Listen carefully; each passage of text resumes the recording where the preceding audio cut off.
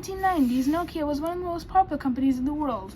Fast forward to 2024, they just aren't that popular anymore. But let's see if this phone is still really good. Let's go. The display on this phone is really horrible. It is a 120p panel, which is 2 inches. It is a TFT LCD, which means that the viewing angles are extremely horrible. However, I don't really expect anything, especially since this device is only 80 euros, so yeah, whatever. Next is battery. The battery on this phone is 1000 milliamp hours, which means at least a day of use without charging. I tested it out, and yeah, it's about 18 hours of use, which is still pretty good. I'll give battery 8 out of 10.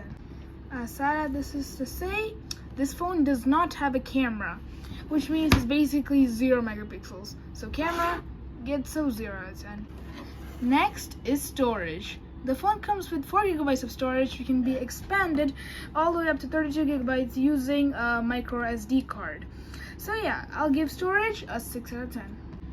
Now let's turn on the phone. This right here is the operating system, which is our next category. The operating system on this phone is KaiOS, which is basically like a stripped down version of Android used to work on these type of feature phones. The app situation is super terrible, with no app store being built, at least for this model. So it is the operating system is kind of crap and not that good. Regular updates are not being provided.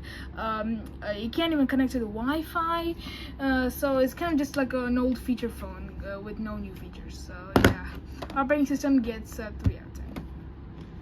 Next is the build quality. The phone is made basically full of plastic. The screen, everything else is fully plastic. This right here is more of a graded plastic. This is a smoother plastic, and this is obviously a clear plastic, but it's still plastic. As you can see, it's super fingerprinty, and yeah, it's pretty terrible quality. It is also pretty thick, but also it's pretty small and has a pretty good grip, so I can like hold it like this. It's pretty nice. So yeah, I'll give build quality a 6 out of 10. Next is connectivity. The phone uses a 2G SIM and a mini SIM card as that. The 2G is not 2G means that it can send messages and can receive or make phone calls. Obviously, you can't also do any 3G or 4G. Well, you can do 3G or 4G, however, there's no Wi-Fi on this or any web browser on this, so it doesn't really matter either way. So yeah, I'll give connectivity a 7 out of 10, as for a feature phone, it actually does a lot. Next is security. As I've already said before, this phone has no internet, so security updates or updates in general or any security thing on the internet is not threatened. Second of all, the phone does have a PIN code, so if you want to like set a PIN code so every time you unlock you don't like you get all your stuff like this. So yeah, security I'll give it a 10 out of 10, as a feature phone it does a lot. Next is the audio and sound quality. The audio quality on this is pretty disappointing. First of all, the microphone is right here, which is good if you want to talk, but not good if you want to do any voice recordings, as you will do like this. And not only that, there's no voice recording app, so that's also pretty great.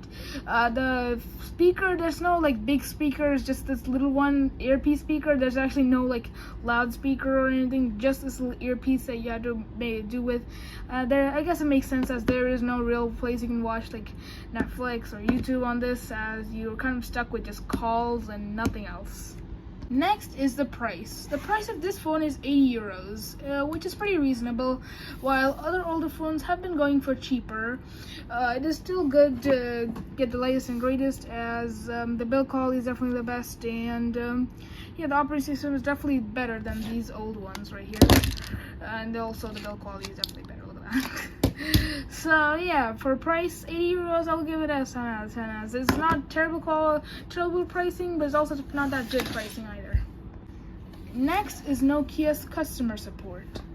Nokia's customer support is definitely questionable. If you go to their website, to their support page, as you can see, there's nothing about this phone. They have a bunch of their smartphones, by a bunch, I mean only 4 of them.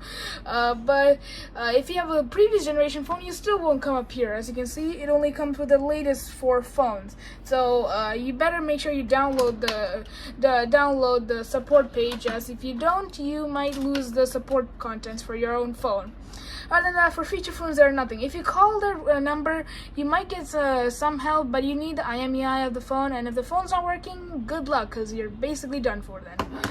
Either way, if this phone gets broken, it's not really worth it to get replace like the screen or anything. Other than that, just buy a new phone. So yeah, the support is really questionable. 0 out of 10. So here's the final score of the phone. Obviously this isn't final because there's a lot of things that this phone is definitely good at. One of the things is like cutting screen time usage and stuff like that, as it only contains the stuff you need. So if you are a person who uses a lot of screen, I definitely recommend this to you. Either way, the phone is pretty good. However, it is like just like every feature phone. However, I've never seen a feature phone which doesn't have a camera, which was released in this year. So yeah, it's definitely questionable. But other than that, the phone is actually pretty great. I enjoyed to use. You can easily call, you can text, and yeah, it's a pretty nice phone, especially for school and stuff. So yeah, that's it for this video, guys. Comment, like, subscribe, and I'll see you guys in the next one.